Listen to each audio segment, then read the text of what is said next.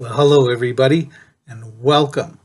Today's topic comes from a story that the LA Times ran a few days ago that talked about the fact that opening day last year, the LA Dodgers had zero African American players on the roster. That was the first time for the Dodgers since they broke the color line with Jackie Robinson. Quite a shock. But here's a bigger shock.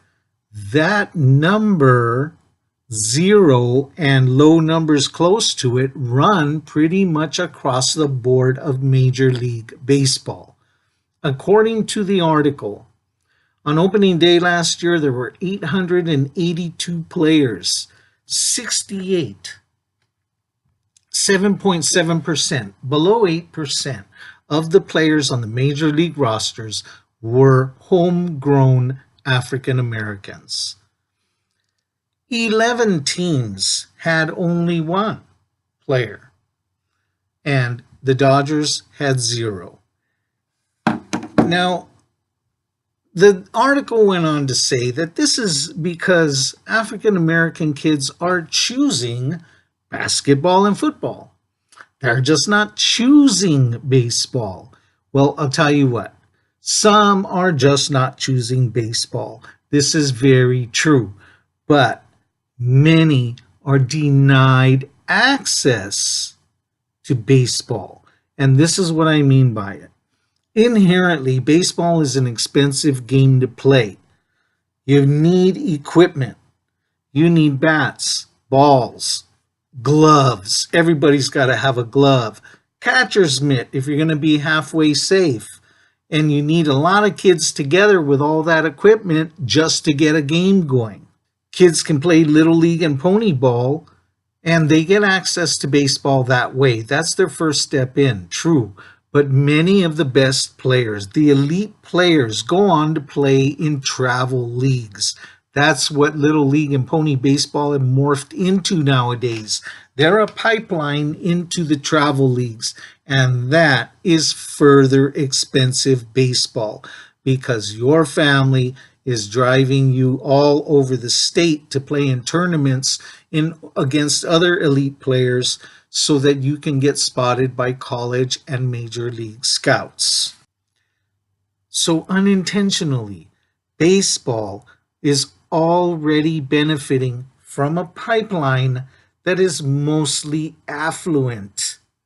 And that usually means less African American participants.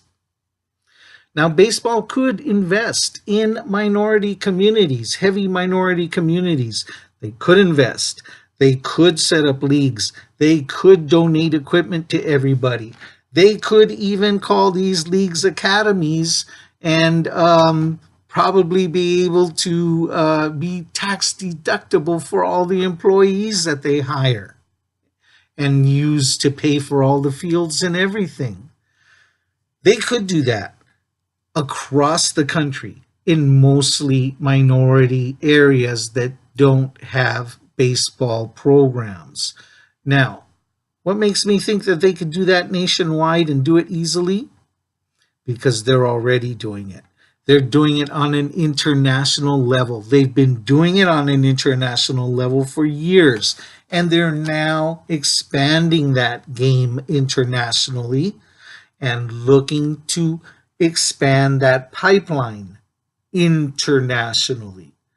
95% of Dominican Republic kids play baseball. Do you know why they choose that? Because it's accessible to them.